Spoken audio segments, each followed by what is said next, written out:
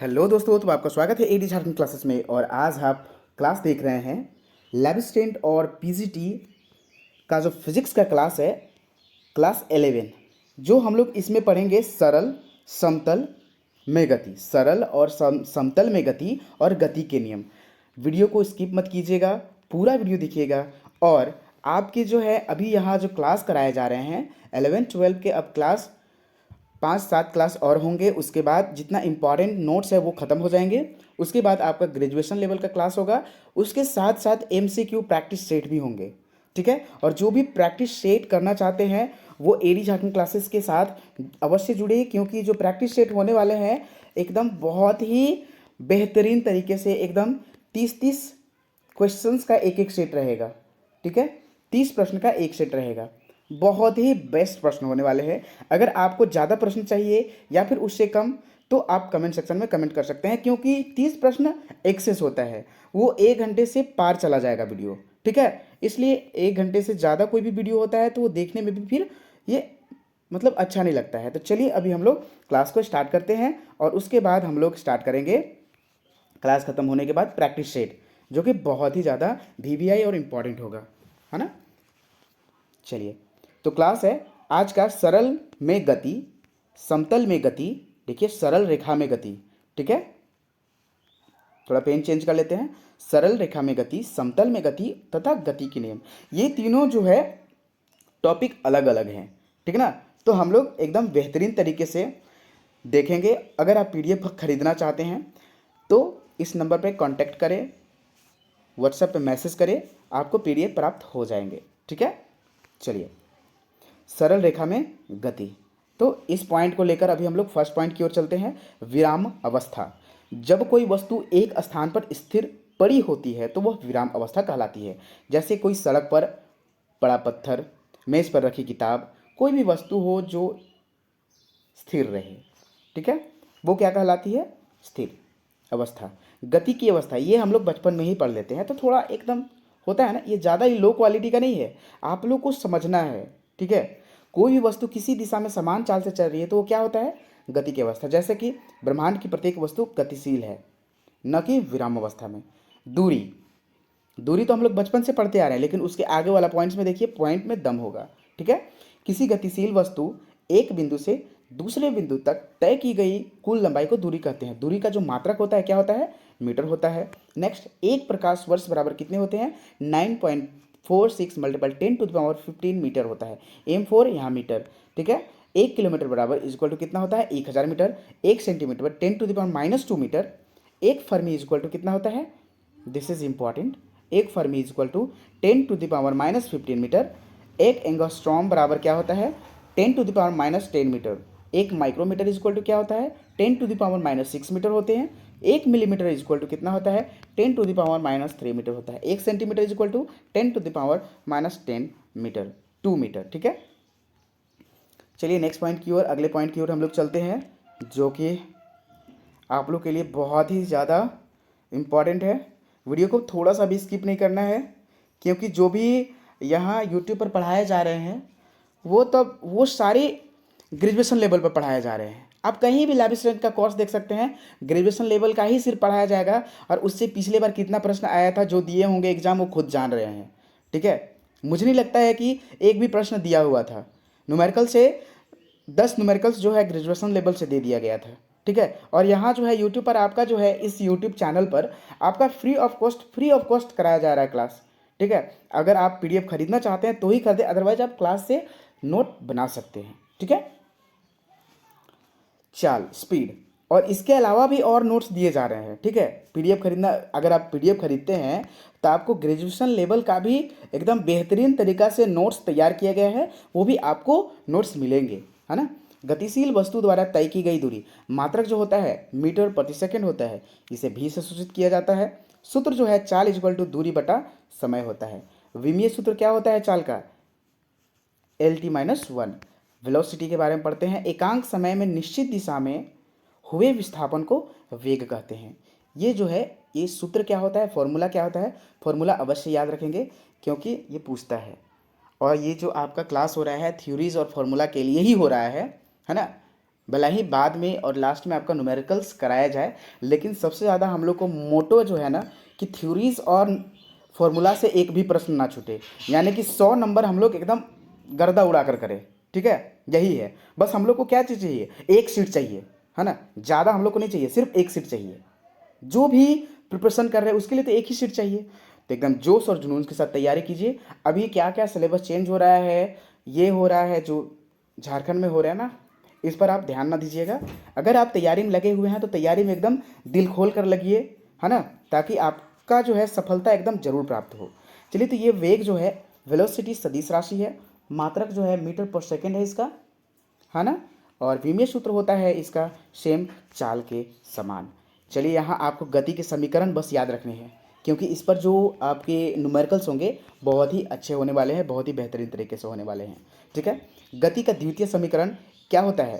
प्रथम समीकरण चलिए देख लेते हैं। v is equal to u plus a t, direct भी पूछ देता है भाई, याद रखेंगे, डायरेक्ट भी पूछ देता है। गति का द्वितीय समीकरण क्या है? S is equal to u t plus half a t square. ठीक है, तृतीय जो है समीकरण क्या है? V square is equal to u square plus 2as है। ओके, नेक्स्ट पॉइंट की ओर चलते हैं हम लोग। अगर बात करते हैं अगले पॉइंट की, तो हम लोग इससे अलग ना होंगे, वीडियो को स्किप मत कीजिएगा, क्योंकि इससे बेस्ट क्लास आपको कहीं नहीं मिल सकता है। आप खुद देख सकते हैं। त्वरण सूत्र और इसका मात्रक हम लोग देखेंगे। तो वेग परिवर्तन की दर को क्या कहते हैं? त्वरण कहते हैं। त्वरण का जो सूत्र होता है, फॉर्मूला होता है, जो फॉर्मूला क्या होता है? वेग परिवर्तन बटे समय। ठीक है, यहाँ जो है मात्रक होता है मीटर, यानी कि एसआई यूनिट होता है इसका मीटर पर सेकेंड स्क्वायर। सीजीएस में सीजीएस एसआई यूनिट कितना होता है? Centimetre second square. विमीय सूत्र क्या होता है? T-2। नोट यहाँ बनाया गया है, किसी भी गतिशील वस्तु का त्वरण भी वेग के समान धनात्मक, ऋणात्मक तथा शून्य हो सकता है। ठीक है, समतल में गति। चलिए, अब यहाँ जो है आपका देखिए, आप यहाँ पढ़ लिए हैं क्या? सरल रेखा में गति पढ़ लिए हैं। अब आपका दूसरा पॉइंट स्टार्ट हो रहा है, क्या? समतल में गति। ठीक है, समतल में गति स्टार्ट होने वाला है। तो इसके चलिए हम लोग 2 पॉइंट सबसे पहले देखेंगे कि 2 वेक्टर का योग शून्य वेक्टर नहीं हो सकता है। 2 वेक्टर का योग शून्य वेक्टर नहीं हो सकता है। 2 सदिश राशि जो होते हैं समांतर होते हैं। ठीक है, चलिए सेंट्रीपिटल फोर्स के बारे में पढ़ लेते हैं। वृत्तीय गति करते हुए पिंड पर एक बल आरोपित होता है जिसकी दिशा वृत्त के केंद्र की ओर होती है। तो ये क्या कहलाता है? ये अभिकेंद्र बल कहलाते हैं। इसका जो फॉर्मूला होता है, फॉर्मूला डायरेक्ट पूछता है, तो ये VBI आपका हो गया, यानी F is equal to mv square बटे r, है ना। तो यहाँ देखिए, जैसे एक ये है, तो ये वृत्तीय, यानी कि कोई भी जो है सैटेलाइट घूम रहा है पृथ्वी के चारों ओर, चाहे पृथ्वी घूम रही है सूर्य के चारों ओर, तो ये सब ना एक अभिकेंद्र की, जो सेंटर की ओर एक बल तैयार करता है, तो उसी को अभिकेंद्र बल कहते हैं।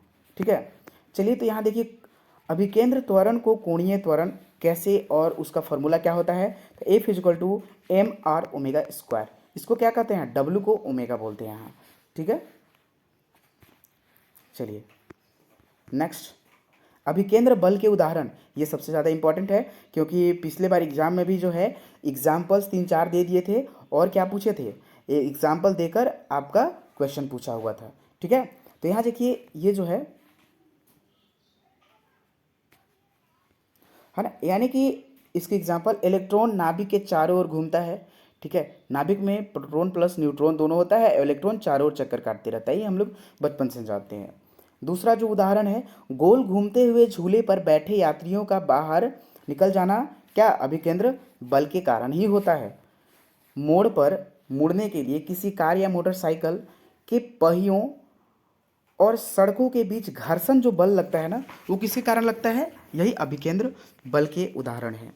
चौथा जो आपके उदाहरण है, रस्सी में पत्थर बांधकर रस्सी को घुमाना, यह किसका उदाहरण है? तो अभिकेंद्र बल का उदाहरण है। अभिकेंद्र त्वरण की ओर हम लोग चलते हैं। पिंड पर उसके केंद्र की ओर एक दिष्ट त्वरण लगता है, इस त्वरण को अभिकेंद्र त्वरण कहते हैं। इसे ए से सूचित करते हैं हम लोग, और A is equal to R omega square होता है, आर फॉर रेडियस, और ये कोणीय वेग हो गया W। प्रक्षेप्य गति के बारे में पढ़ते हैं। जब किसी वस्तु को पृथ्वी के गुरुत्वीय क्षेत्र में एक प्रारंभिक वेग से किसी कोण पर फेंका जाता है तो वस्तु ऊर्ध्वाधर दिशा में लगते हुए गुरुत्वीय त्वरण के अंतर्गत एक वक्र पथ बनाता है, तो उसको क्या कहते हैं? प्रक्षेप्य प्रोजेक्टाइल कहा जाता है।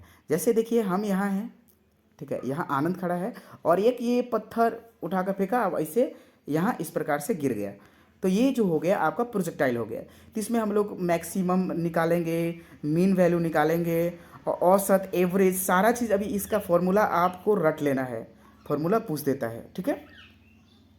प्रक्षेप्य गति के उदाहरण चलिए, तो फुटबॉल, यहाँ फुटबॉल नहीं है, फुटबॉल है। फुटबॉल खेल में गेंद की गति, छत से फेंकी गई गेंद की गति होती है। दूसरा जो है, ये सारे एग्जाम्पल्स किसके हैं? प्रक्षेप्य गति के हैं। तीसरा जो है, बल्लेबाज द्वारा मारी गई गेंद की गति। चौथा जो एग्जाम्पल है, उदाहरण है, तोप से छूटे गोले की गति। और क्योंकि जब तोप से छोड़ेंगे भाई तो कहीं ना कहीं तो इस प्रकार से गिरेगा ना, प्रोजेक्टाइल होकर ही। भाला फेंक का खेल में जब हम लोग भाला फेंकते हैं, कोई भी वस्तु को अगर फेंकते हैं तो प्रोजेक्टाइल मोशन में ही गिरता है, ठीक है। उस सिद्धांत का ही नाम दिया गया है प्रोजेक्टाइल। अब देखिए ये जो इम्पॉर्टेंट जो आपके फॉर्मूला हो रहा है ना, ये आपको सबसे ज़्यादा मायने रखता है, ठीक है ना। प्रक्षेप्य पर उड़यन काल का सूत्र, प्रक्षेप्य पर उड़यन काल का सूत्र क्या होता है? आपको ये सूत्र एकदम रट लेने हैं, डायरेक्ट भी पूछ देता है और फिर इससे न्यूमेरिकल्स भी आते हैं। तो T equal to 2u sine theta divided by g. तो इसका किसका फॉर्मूला हो गया? उड़यन काल का। आपको उड़यन काल पूछ देगा कि उड़यन काल जो है ये प्रक्षेप्य गति का उड़यन काल बताएं, तो ये आपको देख लेने हैं। नेक्स्ट, प्रक्षेप का परास, ठीक है। परास, परास को आर से सूचित करते हैं हम लोग। R is equal to u square sine 2 theta divided by g. Sine 2 theta का फॉर्मूला है, ये हमेशा याद रखेंगे, आपको अप्लाई करने होंगे। 2 sine theta into cos theta, और एक और टैन थीटा वाला है जो कि आपको बाद में बता दिया जाएगा। प्रक्षेप्य की ऊंचाई का सूत्र क्या है? ये हाइट भी आपको फाइंड करने होंगे ना। तो ये जो हाइट के जो फॉर्मूला है, u square is equal to sine square, is equal to नहीं है, H is equal to u square sine square theta divided by 2g। चलिए अब इसके हम लोग महत्वपूर्ण प्रश्न देख लेते हैं। प्रक्षेप्य गति में कौन राशि नियत रहती है? तो यांत्रिक ऊर्जा याद रखेंगे, एकदम मस्ट इंपॉर्टेंट है। यही सब क्वेश्चन पूछते हैं जो कि कंफ्यूज हो जाते हैं बच्चे लोग, ठीक है। अधिकतम क्षैतिज परास हेतु प्रक्षेप्य कोण कितना होना चाहिए? तो 45 डिग्री कोण होना चाहिए। प्रक्षेप्य का पथ परवलयाकार होता है, सिद्ध करें। तो देखिए y is equal to tan theta x is equal to g by 2u square cos square theta x square, ठीक है। तो इस प्रकार से आपको यहाँ बताया जा रहा है, आप नोट जरूर करेंगे। क्षैतिज परास, वस्तु को जिस बिंदु से फेंका जाता है एवं जहाँ गिरता है तो दोनों बिंदु के बीच की दूरी क्या कहलाता है? क्षैतिज परास। जैसे यहाँ से उठाए हम और यहाँ गिरा पत्थर, तो ये जो हो गया क्षैतिज परास हो गया। उड़यन काल, कोई भी वस्तु वायु में फेंका जाता है और जितने समय तक वायु में उपस्थित रहता है, देखिए यहाँ से यहाँ तक तो वायु में रहा ना, ये वाला ये सब ये जो है वायु में रहा, इसको क्या बोलेंगे? उड़यन काल। नेक्स्ट जो है, यहाँ सदिशों के योग के समांतर चतुर्भुज का नियम, ये याद रखिएगा। tan alpha is equal to B sine theta divided by A plus B cos theta. R is equal to क्या है? यहाँ root under A square plus B square 2a cos theta हो जाएगा। सदिशों के योग का त्रिभुज का जो नियम है सेम है, समांतर चतुर्भुज के बराबर ही है। अब चलिए हम लोग का तीसरा पॉइंट जो इस चैप्टर का था वह किसका था? तो गति के नियम का था। तो इसके बारे में हम लोग चलिए इंपॉर्टेंट पॉइंट्स की ओर हम लोग चल लेते हैं थोड़ा सा। हाँ, गति के प्रथम नियम को जड़त्व का नियम कहते हैं। ये सारे इंपॉर्टेंट पॉइंट्स है। संवेग सदिश राशि है, इसका मात्रक किलोग्राम मीटर पर सेकेंड होता है, या फिर न्यूटन सेकेंड। आपको न्यूटन सेकेंड देगा तो आप कंफ्यूज ना होइएगा, ठीक है, क्योंकि एग्जाम में स्टूडेंट्स को बझाने के लिए एक बहुत सारा नीति है, ठीक है, जो कि क्वेश्चन के द्वारा वो स्टूडेंट पर उतार देता है, ठीक है। गुरुत्वाकर्षण बल एक क्या है? असंपर्क बल है। घर्षण बल संपर्क बल है, क्योंकि टायर और धरती के बीच में घर्षण होता है, दैट्स मीन ये संघर्षी बल है। असंपर्क बल, क्योंकि गुरुत्वाकर्षण बल तो संपर्क किसी से कर नहीं रहा है, वो अट्रैक्ट खींचता है मानते हैं, लेकिन संपर्क किसी से नहीं कर रहा है, ठीक है, निर्वात है वो। जड़त्व के उदाहरण चलिए देख लेते हैं। बस में खड़े यात्रियों का बस को अचानक चलने पर पीछे की ओर गिरना विराम जड़त्व का उदाहरण है। चलती ट्रेन में उतर जाने पर आगे की ओर गिरना एक गति जड़त्व का उदाहरण है। सारे बात याद रखिएगा कि कहाँ विराम जड़त्व का उदाहरण कौन सा है और गति जड़त्व का उदाहरण कौन सा है। देख, अगर विराम अवस्था में आप बैठे हैं, ठीक है, बसवा अचानक से चल दिया है, तो आप पीछे की ओर झुक जाइएगा। तो ये आप तो पहले बैठल थे ना आराम से, यानी कि विराम अवस्था हो गया। लेकिन तो इसी को ये विराम जड़त्व का उदाहरण बोले। और यहाँ चलती ट्रेन में अगर आप लोग गिरते हैं, हम लोग आगे की ओर गिर जाते हैं, तो वो क्या हो गया, ये गति जड़त्व, क्योंकि हम लोग चलती ट्रेन से हम लोग उछले हैं। दाहिनी ओर मुड़ती बस में बैठे यात्रियों का बाईं ओर झुकना, और बाईं ओर मुड़ता है तो दाईं ओर झुकना, दैट्स द एग्जाम्पल्स ऑफ जड़त्व का। चलिए अगले पॉइंट की ओर चलते हैं हम लोग। जड़त्व का नियम क्या है, कहता है यदि कोई वस्तु विराम अवस्था में है तो वह विराम अवस्था में ही रहेगी, गतिशील अवस्था में है तो वह गतिशील अवस्था में ही रहेगी, जब तक उस पर कोई बाह्य बल न लगे। और यही आपको न्यूटन का प्रथम नियम हम नहीं पढ़ाने वाले हैं, क्योंकि सेम यही है, तो 2 बार क्यों लिखेंगे, बस जान जाएंगे भाई कि सेम ही है। जड़त्व के नियम को न्यूटन का प्रथम गति का नियम कहते हैं, आपको आगे बताया गया है, ठीक है। जड़त्व के 3 प्रकार होते हैं, कितने, 3। विराम का जड़त्व, गति का जड़त्व, और एक और है आपका दिशा का जड़त्व। तो चलिए हम लोग रेगुलर धीरे धीरे सारे को पढ़ते हैं। हम लोग उदाहरण पढ़ेंगे, सबसे ज़्यादा इंपॉर्टेंट उदाहरण है, और उदाहरण से ही प्रश्न आते हैं, है ना। वह वस्तु जो अपनी विराम अवस्था का विरोध करता हो वह क्या कहलाता है, विराम का जड़त्व कहलाता है। जैसे पेड़ को अचानक से हिलाने पर उसके फलों को गिरना, खिड़की के शीशे में बंदूक की गोली मारने पर शीशे में छेद हो जाना, पूरा शीशा नहीं टूटेगा, ठीक है ना। बस के अचानक चलने पर उसमें खड़े यात्री पीछे की ओर जाना, ये सब किसका है, विराम जड़त्व का उदाहरण है। गति जड़त्व का उदाहरण, जो वह वस्तु जो स्वयं अपनी गति अवस्था में परिवर्तन का विरोध करती है वह कहलाता है गति जड़त्व का उदाहरण। उदाहरण है चलती रेलगाड़ी से अचानक उतर जाने पर व्यक्ति को आगे की ओर गिर जाना, चलती बस से अचानक रुकने पर यात्री का आगे की ओर झुकना, चलती ट्रेन में गेंद को फेंकने पर हाथ में ही गिराना, ये किसका है, गति जड़त्व का उदाहरण है, ठीक है। चलिए नेक्स्ट अगले पॉइंट की ओर हम लोग चलते हैं। दिशा जड़त्व का उदाहरण क्या है, स्वयं की गति का जो दिशा होने का जो परिवर्तन उसका विरोध करता है उसे क्या कहते हैं, दिशा का जड़त्व। जब कोई बस दाईं ओर मुड़ती है तो दिशा जड़त्व के कारण उसमें बैठे यात्री बाईं ओर झुक जाते हैं, समझ में आया ना। अब बाईं ओर जब बस मुड़ता है तो दाईं ओर झुक जाती है, तो दिशा जड़त्व के कारण होता है। न्यूटन लॉ ऑफ मोशन, ठीक है, न्यूटन के 3 नियम है, और तीनों नियम को कुछ ना कुछ कहा गया है, और ये बहुत ही वीवीआई है, ठीक है, बहुत ही ज़्यादा इंपॉर्टेंट है। तो गति का जो प्रथम नियम को क्या कहते हैं, जड़त्व का नियम। गति के द्वितीय नियम को कहते हैं, न्यूटन के गति के द्वितीय नियम को क्या कहते हैं, संवेग का नियम बोल सकते हैं हम लोग, संवेग का नियम।